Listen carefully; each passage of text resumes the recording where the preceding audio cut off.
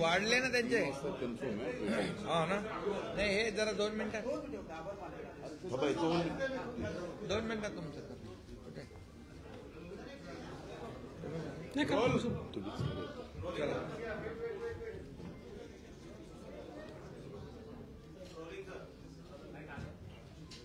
आजच्या पत्रकार परिषदेमध्ये उपस्थित आमचे आदरणीय उपमुख्यमंत्री देवेंद्र फडणवीसजी, आमचे दुसरे आदरणीय उपमुख्यमंत्री अजितदादा, कृषी मंत्री धनंजय मुंडे आणि संजय बनसोडे आणि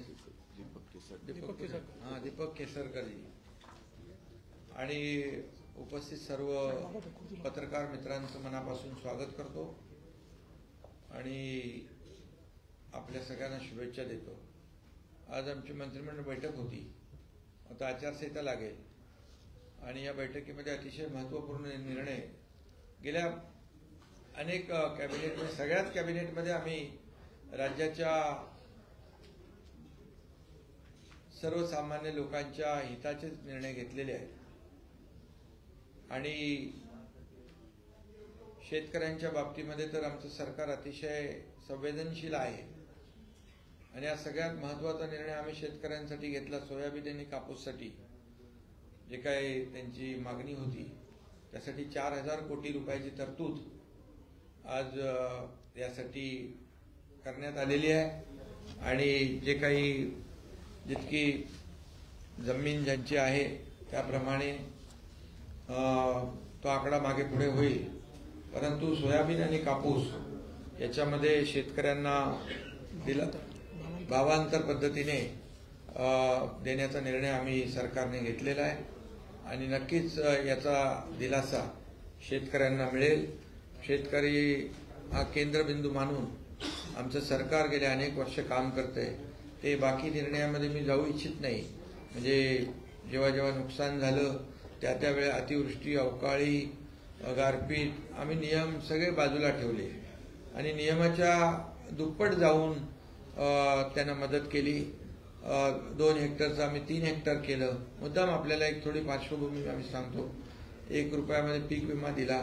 सततचं पावसाचं नुकसान धरलं जात नव्हतं, ते आम्ही धरलं आणि जवळपास आतापर्यंत शेतकऱ्यांना नुकसान भरपाई आणि विविध योजनांच्या माध्यमातून गेल्या 1.5-2 वर्षामध्ये आमच्या सरकारने 45,000 कोटी रुपये शेतकऱ्यांसाठी आतापर्यंत तरतूद केलेली आहे.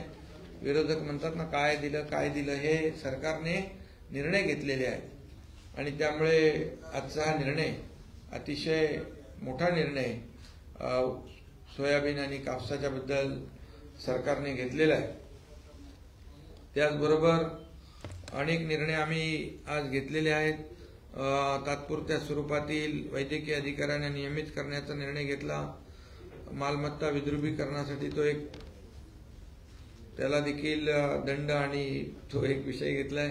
138 जलदगती न्यायालयासाठी वाढीव खर्चाला मान्यता दिलेली आहे आणि त्याचबरोबर आज संस्कृत, तेलुगू, बंगाली साहित्य अकादमी स्थापन करण्याचा निर्णय, बंजारा समाज त्याही आपण निर्णय घेतलाय.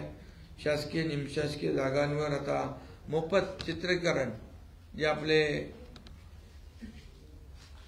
कलावंत आहेत, सिनेमा आहे त्यांचा, त्याला देखील आम्ही मोफत चित्रीकरण करण्याचा निर्णय घेतलाय. विणकर समाजासाठी आर्थिक विकास महामंडळ त्याला 50 कोटीची तरतूद केली आहे. त्याचबरोबर संत भोजलिंग काका सुतार समाज आर्थिक विकास महामंडळ तेही स्थापन करण्याचा निर्णय घेतलाय. पुण्यश्लोक अहिल्यादेवी महाराष्ट्र शेळी मेंढी विकास महामंडळाच्या भाग भांडवलात देखील भरीव वाढ करण्याचा निर्णय घेतलाय. हाताने मैला उचलण्याच्या प्रथेचे उच्चाटन करण्याच्या दृष्टीने रोबोटिक स्वच्छता यंत्रे असलेली मॅन होल कडून मशीन होलकडे जाणारी योजना त्याचा देखील आम्ही आज निर्णय घेतलाय. संगणक गुन्हे तातडीने निकाली काढण्याचा निर्णय घेतलाय. त्यामध्ये सेमी ऑटोमेटेड प्रोसेसिंग प्रकल्प गृह विभागाच्या माध्यमातून राबवला जाईल. राज्य पोलीस दलात आर्टिफिशियल इंटेलिजन्सचा वापर करण्याचा निर्णय घेतलेला आहे। ऑटो रिक्षा टॅक्सी चालकांसाठी कल्याणकारी महामंडळ स्थापन करण्याचा निर्णय घेतलेला आहे। त्याला एक वेळचं 50 कोटीचं एक अनुदान तरतूद केलेली आहे। त्याचबरोबर बुलेश्वरची जागा आपल्या जिमखान्यासाठी जैन इंटरनॅशनल ऑर्गनायझेशनला देण्याचा निर्णय आम्ही घेतला आहे। त्याचबरोबर संगणक न्याय सहाय्यक विज्ञान उत्कृष्टता केंद्र म्हणजे गुन्ह्यांची वेगाने उकल व्हावी फॉरेन्सिक लॅब तो देखील आम्ही निर्णय घेतलाय। वृद्ध साहित्यिक कलाकार जे आहे त्यांना अतिशय कमी अनुदान होतं, मानधन होतं, म्हणजे 2,500 होतं, 2,100 होतं, 3,300 होतं, त्यांना आम्ही सरसकट 5,000 रुपये मानधन करण्याचा निर्णय आम्ही घेतलेला आहे। त्याचबरोबर संगणक परिचालक जे आहेत ग्रामपंचायतीवर काम करणारे 22,000 जी मुलं आहेत त्यांना देखील आम्ही 3,000 रुपये मानधनामध्ये वाढ करण्याचा निर्णय घेतलेला आहे। त्यामुळे असे अनेक निर्णय आज सरकारने घेतलेत आणि गेल्या काही कॅबिनेटमध्ये देखील आपण पाहिले ते निर्णय आपल्याकडे आलेले आहेत। परंतु आज ही शेवटची कॅबिनेट आचारसंहितेच्या अगोदरची याच्यामध्ये देखील आम्ही शेवटपर्यंत म्हणजे मी आपल्याला आठवण करू देऊ इच्छितो, सुरुवातीला मी आणि देवेंद्रजी दोघांनीच आम्ही शपथ घेतली होती आणि दोघांनी कॅबिनेटमध्ये आम्ही दोघंच होतो दादा। त्या दिवसापासून आजपर्यंत ज्या 50-60 कॅबिनेट झाल्या त्यामध्ये सर्वसामान्य शेतकरी, कामगार, कष्टकरी, महिला भगिनी, युवा, ज्येष्ठ या सगळ्यांसाठी, कामगार या सगळ्यांसाठी निर्णय आम्ही आपल्या सरकारने घेतले। एकही निर्णय असा राजकीय राज्यकर्त्यांच्या हिताचा आम्ही बिलकुल घेतला नाही। आम्ही सर्व निर्णय सर्वसामान्यांच्या हिताचे, जनतेच्या हिताचे, लोकांच्या जीवनामध्ये बदल घडवणारे, लोकाभिमुख असे निर्णय घेतलेले आहेत। त्यामुळे आजची देखील कॅबिनेट लोकांच्या हिताचे निर्णय घेण्याची होती।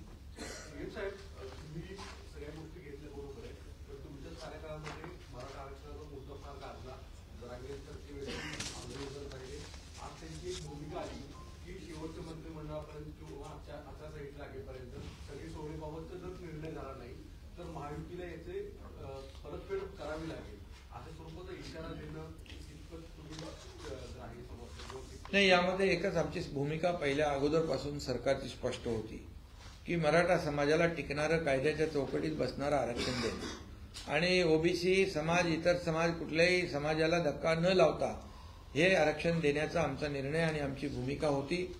ती आम्ही तो निर्णय विशेष अधिवेशन घेऊन आम्ही तो निर्णय घेतला। आता त्यामध्ये जे मुलांना फायदाही होऊ लागलाय मराठा समाजाचा। त्या दिवशी आम्ही आपल्याला सांगतो की 26 फेब्रुवारीला आरक्षण लागू केलं रात्री 12 वाजता आणि 27 तारखेला बिंदू नामावलीचा GR काढला। एससीबीसी प्रमाणपत्र देण्याचा प्रक्रिया युद्ध पातळीवर सुरू आहे आणि आता जी भरती होते त्यामध्ये भरतीमध्ये देखील हे तरुण उभे राहत आहेत। त्यामुळे नोकरीमध्ये आणि शैक्षणिक प्रवेशामध्ये त्यांना लाभ होतोय आणि त्याचबरोबर हायकोर्टात, सुप्रीम कोर्टात देखील आम्ही कॅव्हेट दाखल केलेला आहे। काही 6-7 लोक हायकोर्टमध्ये रिट पिटिशनमध्ये गेलेले आहेत पण हायकोर्टाने कुणाला स्टे दिलेला नाही। त्यामुळे सरकारची जी काय आम्ही म्हणत होतो टिकणारं, कायद्याच्या चौकटीत बसणारं सर्व नियम, त्याच्यामध्ये जो काही डेटा आम्ही गोळा केलेला आहे, मराठा समाज मागास, शैक्षणिक आणि सामाजिक मागास कसा आहे हे जे काही सिद्ध करण्याचं काम या मागासवर्ग आयोगाने केलंय अतिशय पद्धतशीरपणे। जवळपास 2.5 कोटीपेक्षा जास्त 2,80,00,000 लोकांपर्यंत हे सर्वेक्षण झालेलं आहे। अतिशय इम्पिरिकल डेटा जो गोळा केलाय तो एक्सटेन्सिव्ह आणि अतिशय डिटेल हा आम्ही केलेला आहे। त्यामुळे आम्हाला खात्री आहे की जो निर्णय सरकारने घेतलाय तो निर्णय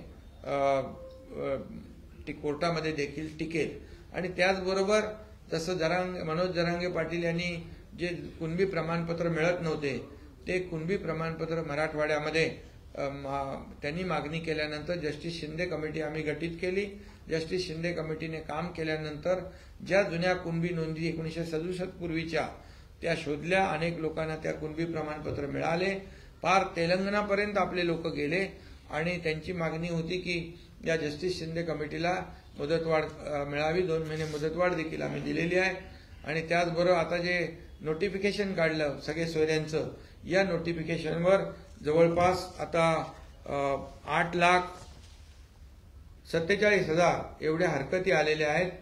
26/1/2024 ही आपण अधिसूचना जनतेच्या सूचना हरकतीसाठी काढली आणि 16/2/24 पर्यंत 8,47,000 एवढ्या त्याच्या हरकती सूचना आलेल्या आहेत. सदर हरकती सूचनांची नोंदणी आणि छाननी याची कार्यवाही सामाजिक न्याय व विशेष सहाय्य विभागामार्फत प्राधान्याने सुरू आहे. पूर्णपणे टीम त्याच्यामध्ये काम करते. 5 विभागाचे 266 अधिकारी कर्मचारी त्याच्यात काम करतायत आणि डे नाईट त्याच्या शनिवार रविवारी देखील काम करतायत आणि यावर खूप मोठ्या प्रमाणावर छाननी झाली आहे. आता हे सर्व कर्मचारी अधिकारी निवडणूक प्रक्रियेमध्ये या ठिकाणी त्यांच्यावरती जबाबदारी देखील आहे आणि त्यामुळे या संपूर्ण जे 8,47,000 हरकती सूचना आलेल्या आहेत त्यांना थोडी अवधी आम्हाला नक्की लागेल, कारण यामध्ये त्या लोकांना पत्र पाठवणं, त्यांची माहिती कोणाला आवश्यक वाटल्यास त्याला माहिती द्यायची असेल तर त्या माहिती देण्यासाठी, त्याची माहिती घेण्यासाठी देखील त्याला वेळ द्यावा लागतो आणि यामध्ये सर्व हरकती त्याची नोंदणी आणि छाननी झाल्यानंतर अंतिम अधिसूचनेचा मसुदा विधी व न्याय विभागाकडून तपासून शासनाच्या मान्यतेने अंतिम अधिसूचना आम्ही प्रसिद्ध करण्यात येईल. कारण आता जे आम्ही केलं, जे बोललो सरकार ते आम्ही केलेलं आहे. त्यामुळे 10% आरक्षण दिलं ते आज आपलं लागू झालं. कुणबी प्रमाणपत्र मिळत नव्हती, ती कुणबी प्रमाणपत्र ज्यांच्या नोंदी जुन्या आहेत, जो कायदा नियम पूर्वीपासूनचा आहे तो लागू केला. जस्टिस शिंदे कमिटी यांची कमिटी पूर्ण काम करते, ते आम्ही केलं आणि त्याचबरोबर हे अंतिम नोटिफिकेशन जे आहे सूचना हरकती आल्यामुळे घाई गडबडीमध्ये जर कुठला निर्णय घेतला तो ते टिकणार नाही. आम्ही कुणालाही फसवणार नाही, हे पहिल्यापासून आमचं मत आहे. जाहीरपणे आम्ही सांगितलं, जाहीरपणे शिवाजी महाराजांची शपथ घेतली, जाहीरपणे आम्ही विशेष अधिवेशन घेतलं आणि आरक्षण दिलं. आता आपल्याला माहित आहे त्या आरक्षणाचा फायदा 10% मराठा समाजाला मिळू लागलेला आहे. त्यामुळे माझी विनंती, आव्हान आहे सगळ्यांना की सरकार देणार आहे, सरकार सकारात्मक आहे, सरकार पूर्णपणे दिलेला शब्द पाळणार आहे. त्यामुळे आता यामध्ये देखील ह्या सगळ्या ज्या काही गोष्टी हरकती ज्या आलेल्या आहेत या हरकतींची छाननी आणि सगळे जे काही तपासणी आहे ती करून आम्ही अंतिम सूचना देखील कायद्याची सगळी प्रक्रिया पूर्ण करून या ठिकाणी 4 महिन्यामध्ये अंदाजे 4 महिन्यात आम्ही तेही काम पूर्ण करू.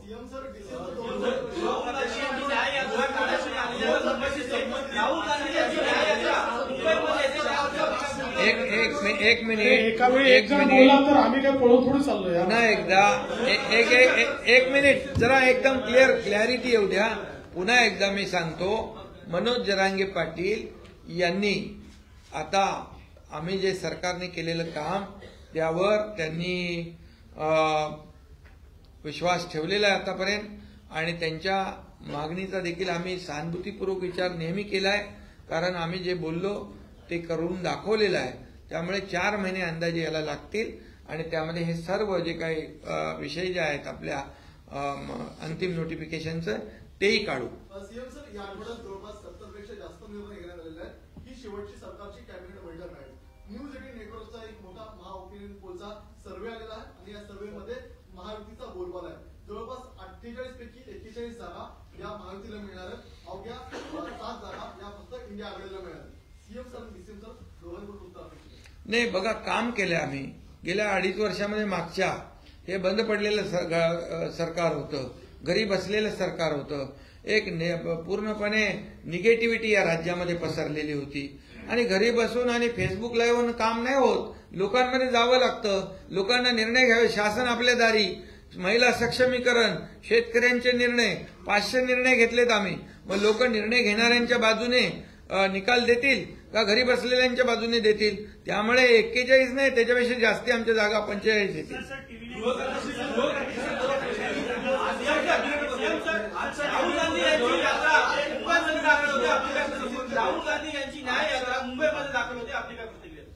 अरे आता यात्रा त्यांनी अनेक यात्रा काढल्या, पण झालं काय?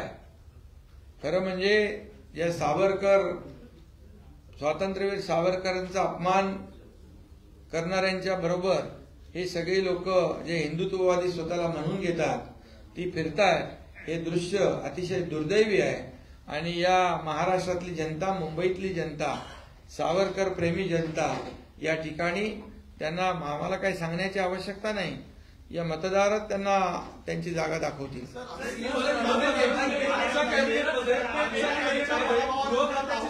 जवळपास 4 ते 5 निर्णय झाले आहेत. याच्या आधी एनसीआरबी जो डेटा पुट ऑन केला होता महाराष्ट्रातल्या इन्क्रीज क्राईम रेटचा, ते पाहता हे निर्णय घ्यायला उशीर झाला असं वाटत नाही का? त्यामध्ये एआयचा सुद्धा अक्षरशः समावेश. पहिली गोष्ट पुन्हा एकदा समजून सांगतो, एनसीआरबीचा डेटा वाचायला शिका. एनसीआरबीचा जो डेटा असतो त्याचं अनालिसिस प्रति लाख लोकसंख्येच्या आधारावर करायचं असतं. अनेक वेळा आपण त्याचं अनालिसिस ॲब्सोल्यूट नंबरमध्ये करतो. गोव्याची लोकसंख्या आणि महाराष्ट्राची लोकसंख्या याच्यामधला फरक आणि ॲब्सोल्यूट गुन्ह्यांमधला फरक हा निश्चितपणे राहणार आहे. त्यामुळे मला असं वाटतं की सगळ्याच मानकांवर एनसीआरबी रिपोर्टमध्ये महाराष्ट्र जो आहे हा कुठेही टॉपवर नाही आहे किंवा सगळ्यात जास्त गुन्हे होतात असं नाही आहे, तर साधारणपणे अनेक राज्यांपेक्षा लोकसंख्या जास्त असताना देखील तो मागे आहे. आज जे निर्णय झालेले आहेत त्याच्यामध्ये प्रामुख्याने आपल्याला कल्पना आहे की केंद्र सरकारने 3 कायदे तयार केले. आपली जी इंडियन पिनल कोड होता, भारतीय दंड संहिता होती, त्याला भारतीय न्याय संहिता केलंय. सीआरपीसीला नागरी संरक्षण कायदा किंवा अधिनियम म्हणून त्या ठिकाणी करण्यात आलेला आहे. आणि एक राष्ट्रीय आपला जो एव्हिडन्स ऍक्ट होता त्याला देखील परिवर्तित करण्यात आलाय. आणि हे 3 कायदे करताना केंद्र सरकारने आता याच्या पुढे जुलैपासनं सगळ्या मोठ्या क्राईममध्ये फॉरेन्सिक एव्हिडन्स हा कंपल्सरी केलेला आहे. आणि म्हणून आज आपण आपली जी काही फॉरेन्सिकची कॅपॅसिटी आहे ती कॅपॅसिटी तर वाढवलीच आहे, पण त्याच्यामध्ये सेंटर ऑफ एक्सलन्स आपण तयार करतो. आणि आता एवढ्या मोठ्या प्रमाणात फॉरेन्सिकच्या केसेस आल्यानंतर ॲडिशनल मशिनरी आपल्याला लागेल, त्याची तयारी आपण पूर्ण करतो. त्याचा पहिला पायलट प्रोजेक्ट आपण नवी मुंबईला ऑलरेडी सुरू केलेला आहे. त्यामुळे मला असं वाटतं की सगळ्यात पहिल्यांदा या नवीन कायद्याप्रमाणे तयारी आपण केली आहे. आणि दुसरं, आर्टिफिशियल इंटेलिजन्सच्या संदर्भातही महाराष्ट्र पहिलं राज्य आहे की जे क्राईम कंट्रोल करता आर्टिफिशियल इंटेलिजन्सचं सेंटर ऑफ एक्सलन्स सुरू करत आहे, की ज्याच्यामध्ये हे पब्लिक प्रायव्हेट पार्टनरशिपमध्ये आहे. याच्यामध्ये इंडियन इन्स्टिट्यूट ऑफ मॅनेजमेंट आहे, त्याच्यामध्ये प्रायव्हेट सर्व्हिस प्रोव्हायडर्स आहेत आणि सरकार आहे. असं मिळून आपण त्या ठिकाणी हे एआयचं सेंटर उघडलेलं आहे. त्यामुळे मला असं वाटतं उशीर नाही झाला, आपण इतरांपेक्षा आधी हे करतोय. सगळ्यात पहिलं महाराष्ट्र.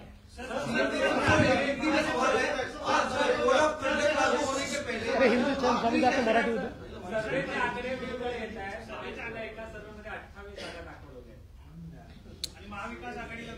असं आहे, आम्ही सगळ्याच आकड्यांचा सन्मान करतो, सगळ्याच जेवढे ओपिनियन पोल आहेत त्यांचा सन्मान करतो. पण आमचं देखील काही अनुभव आहे, आमचाही काही एक्सपिरियन्स आहे. त्याच्या आधारावर आम्ही तुम्हाला एवढंच सांगतो की ज्यावेळी निकाल येतील, मागच्या 2 निवडणुकांमध्ये महायुतीला जेवढ्या जागा मिळाल्या त्यापेक्षा जास्त जागा महायुतीला मिळतील, कमी जागा मिळू शकत नाही.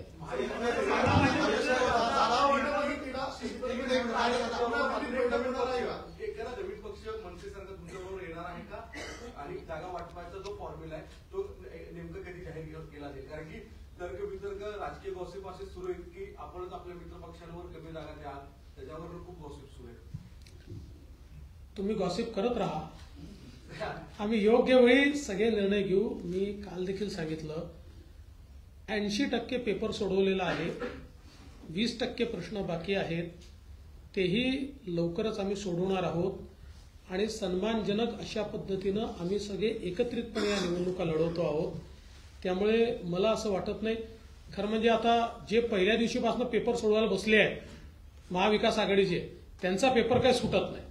आमचा तर 80% पेपर आम्ही सोडवून टाकलाय ऑलरेडी. म्हणजे अजितदादांना कुठल्या सीट्स म्हणजे घोषित करायच्या ते त्यांनी कधी करायच्या त्यांनी ठरवायचं, ते करू शकतात.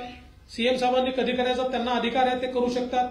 आम्ही ज्या सुटल्या होत्या त्या घोषित केलेल्या आहेत. त्याच्यामुळे आमचा 80% पेपर सुटला आहे. 20% पेपर आम्ही लवकर सोडवून टाकू.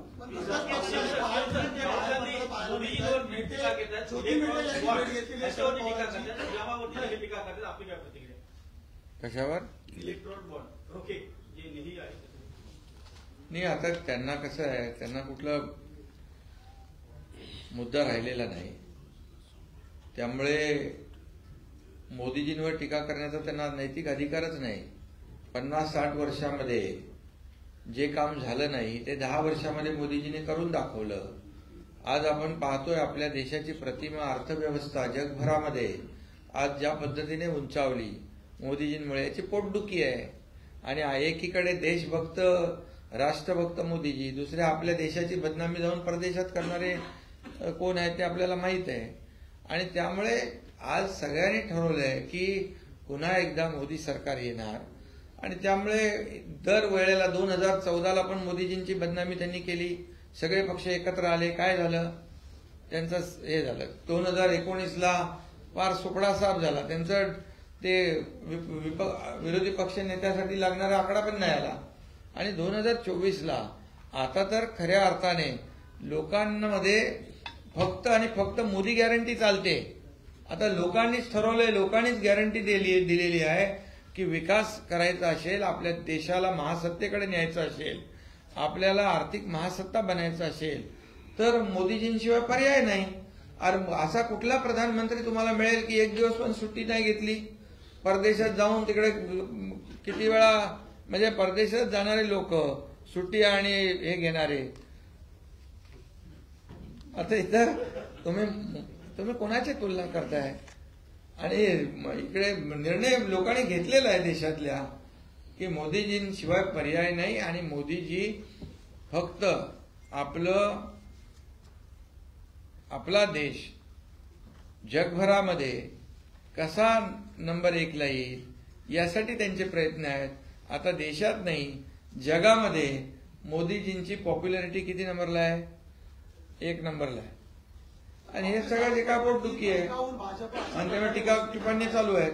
आणि दुसरीकडे त्यांनी अजित पवारांवर निशाणा साधलाय की मोका संदर्भाचे त्यांनी वक्तव्य पुण्यामध्ये केलं होतं नाण्यासंदर्भात, तर कुठेतरी गुन्हेगारांना पाठीशी घालण्याचं काम सरकार करतंय का, असे आरोप आहे. पहिला तर तुम्ही जो पहिला प्रश्न विचारला, काल याच्यावर गृहमंत्री महोदयांनी आकडेवारीसहित स्पष्टीकरण दिलं. एकूण सगळ्यांना मिळून जे बॉन्ड्सचे पैसे मिळाले त्यातले 30% पैसे भाजपला मिळाले आणि 70% पैसे इतर सगळ्या पब्लिक पार्टींना मिळून मिळालेले आहेत. आणि त्याच्यामध्ये काँग्रेसला मिळाले आहेत. आता माझा सवाल आहे की राहुल गांधी काँग्रेसला मिळालेले पैसे परत करणार आहेत का? हा पहिला प्रश्न आहे. दुसरी गोष्ट, 30% आम्हाला मिळाले. आम्ही सगळ्यात मोठा पक्ष आहोत. देशामध्ये आमचे 303 खासदार आहेत. देशात सर्वात जास्त आमदार आमचे आहेत. 11 कोटी आमचे सदस्य आहेत. तरी आम्ही 30%वर आहोत आणि बाकी सगळे म्हणून 70%वर आहेत. आणि मग हे जे 70% पैसे मिळाले हे कोणाला धमकावून मिळाले? खरं म्हणजे सगळ्यात महत्वाचं आहे की सुप्रीम कोर्टाचा निर्णय आहे, त्याच्यावर टिप्पणी करायची नाही. पण एक गोष्ट लक्षात घेतली पाहिजे, जे पैसे बॉन्ड्समध्ये कंपन्यांनी दिले ते त्यांना त्यांचे चेक आरबीआयला देऊन विकत घ्यावे लागतात. त्यामुळे ते अकाउंटेड पैसे आहेत. त्यांच्या बॅलन्स शीटमध्ये ते दाखवावे लागतात. त्यामुळे बॅलन्स शीटमध्ये अकाउंटेड झाले आहेत. ज्या राजकीय पक्षांना मिळाले त्या राजकीय पक्षांना आपल्या बॅलन्स शीटमध्ये दाखवावे लागतात. आणि त्या बॅलन्स शीट पब्लिकली इलेक्शन कमिशनच्या वेबसाईटवर अवेलेबल असतात. त्यामुळे हे सगळे पैसे अकाउंटेड पैसे आहेत. याच्यापूर्वी जेव्हा निवडणुका लढल्या जायच्या त्यावेळी असे अकाउंटच नव्हते. मग हे पैसे कुठनं यायचे? आणि म्हणून काल गृहमंत्र्यांनी अतिशय सुंदर सांगितलं की काँग्रेसमध्ये ही पद्धत होती की समजा 1100 रुपये मिळाले तर 100 रुपये पार्टीला द्यायचे आणि 1000 रुपये खिशात टाकायचे. कारण अकाउंटच नव्हता, चेकचा विषयच नव्हता, बॉन्डचा विषयच नव्हता. आणि म्हणून त्यांची तडफड जास्त चाललेली आहे. आणि म्हणून या ठिकाणी अशा प्रकारचे वक्तव्य त्यांना, कारण त्यांना संपूर्ण निवडणुका पुन्हा काळ्या पैशाकडे न्यायच्या. हा बॉन्ड्समध्ये जर काही अडचणी असतील तर कोर्ट सुधारेल. त्याच्यामध्ये कोर्टाचा काही तिथे अवमान करण्याचं कोणाचं कारणच नाही आहे. त्यामुळे मला असं वाटतं की या ठिकाणी राहुल गांधींचं वक्तव्य जे येत आहे ते केवळ काळ्या पैशाचा स्रोत बंद झाल्यामुळे ही त्यांची तडफड.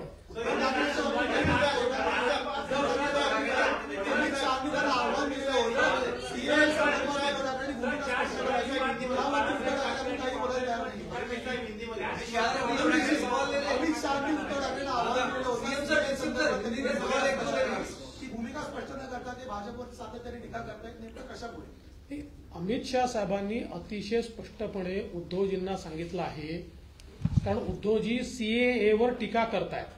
सीएए काय आहे तर पाकिस्तान, बांगलादेश आणि अफगाणिस्तान यामध्ये धार्मिक कारणाने ज्या हिंदू, बौद्ध, शीख, जैन किंवा ईसाई यांना धार्मिक कारणावरनं प्रताडित केलं आणि त्यामुळे त्यांना भारतात यावं लागलं, तर ते शरणार्थी म्हणून भारतात आल्यानंतर त्यांना भारताची सिटिझनशिप द्यायचा हा कायदा आहे.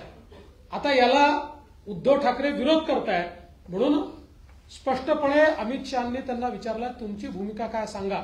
पाकिस्तानमध्ये ज्या हिंदूंवर अत्याचार झाला आणि तो अत्याचार झाला म्हणून ते भारतात आले, ज्या बौद्धांवर अत्याचार झाला म्हणून ते भारतात आले, त्यांना भारताची सिटिझनशिप द्यायची की त्यांना सेकंड क्लास सिटिझन म्हणून ठेवायचं. याचा उत्तर हे उद्धव ठाकरेंना द्यावं लागेल, पण ते देऊ शकत नाही, कारण आता उद्धव ठाकरे हे सुडो सेक्युलर झाले आहे. ते आता तुष्टीकरणाच्या नीतीमध्ये गेले आहेत, कारण त्यांना आता एक विशिष्ट वोट बँक पाहिजे, त्या वोट बँकेकडे त्यांचं लक्ष आहे. बाळासाहेबांची भूमिका त्यांनी बदलली, कारण काश्मीरी पंडितांवर जेव्हा अत्याचार झाला तेव्हा बाळासाहेबांनी त्यांना इथं सांभाळलं होतं, त्यांचं पुनर्वसन केलं होतं, त्यांच्या मुलांना शाळेत प्रवेश मिळवून दिले होते, त्यांची राहण्याची व्यवस्था केली होती. आता नेमकं यांनी भूमिका विरुद्ध घेतली आहे, म्हणून तर बाळासाहेबांची भूमिका आणि विचार त्यांनी सोडले.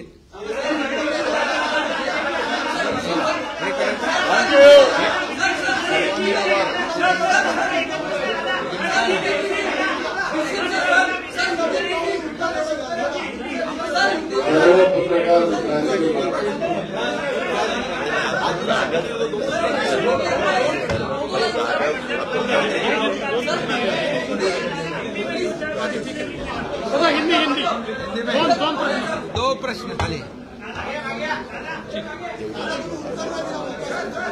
आणि एक मराठी जिमखाना पण करतो आपण. जाऊ दे, मराठी जिमखाना आपल्याला करायचा आहे, तो प्रस्ताव तुम्ही मराठी भाषा मंत्री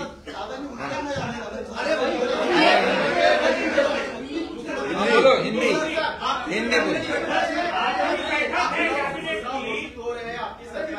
आपकी सरकार ने कई सारे कैबिनेट में फैसले लिए हैं, आपको कितनी उम्मीद है, क्या कहेंगे? और राहुल गांधी की यात्रा कल बहुत बड़ा शक्ति को शुरू होने वाला है, आपके फैसलों के बारे में बताइए, और जो चुनौती है जो नहीं भैया देखो, हमारी सरकार ने आज ही फैसला नहीं किया है कैबिनेट में. हमारी जितनी कैबिनेट है वो जरा पढ़ के देख लो कि हर कैबिनेट में जनहित के निर्णय हमने लिए हैं. वो किसान हो, महिलाएं हो, कामगार हो, युवा हो, सीनियर सिटीजन हो, सभी लोग, इनके बारे में हमारी सरकार ने आज तक 500 निर्णय लिए हैं. ये रिकॉर्ड ब्रेक निर्णय है 1.5 साल में, पौने 2 साल में. और आज भी निर्णय जो लिए हैं वो भी देखो, ये सब जनहित के निर्णय हैं. और इसलिए 1.5 पौने 2 साल का जो काम है हमारी सरकार का, ये लोग अच्छी तरह जानते हैं. हमारे सरकार स्थापित होने से पहले जो 2.5 साल की सरकार थी, उसका काम देखो, उसका कारोबार देखो, वो भी लोगों के सामने है. और इसीलिए जो काम नहीं करने वाली, घर में बैठने वाली सरकार भी लोगों ने देखी है, और फील्ड पे उतर के काम करने वाली सरकार भी देखी है. और इसलिए हम दावे के साथ कहते हैं कि जो मोदी साहब ने जो काम किया है देश के लिए, और मोदी साहब ने हमारे महाराष्ट्र के लिए भी काफी पैसे दिए हैं विकास के लिए, इसलिए ये डबल इंजन की सरकार तेजी से काम कर रही है. इसलिए तो सबसे ज्यादा विकास प्रकल्प जो है देश में महाराष्ट्र में है, नंबर 1 पे. एफडीआई में हम नंबर 1 है, जीडीपी में हमारा कंट्रीब्यूशन बहुत ज्यादा है. ये सब आपको पता है. और इसलिए जो निर्णय लिए हमने सरकार ने लोगों के हित में, लोगों के जीवन में बदलाव लाने के लिए, इसलिए हम दावे के साथ कहते महाराष्ट्र से पिछले समय जितने सांसद चुनकर आए थे, उससे ज्यादा सांसद इस बार चुनकर आएंगे.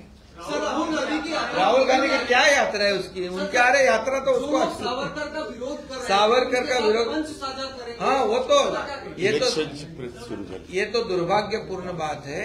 ये दुर्भाग्य है जो सावरकर जी के जय जयकार करते थे, हिंदुत्व का जय जयकार करते थे, अब सावरकर को गालियां देने वाले, उन पर आरोप लगाने वाले, हमारे देश की बदनामी विदेश में करने वालों के साथ में घूमना पड़ रहा है।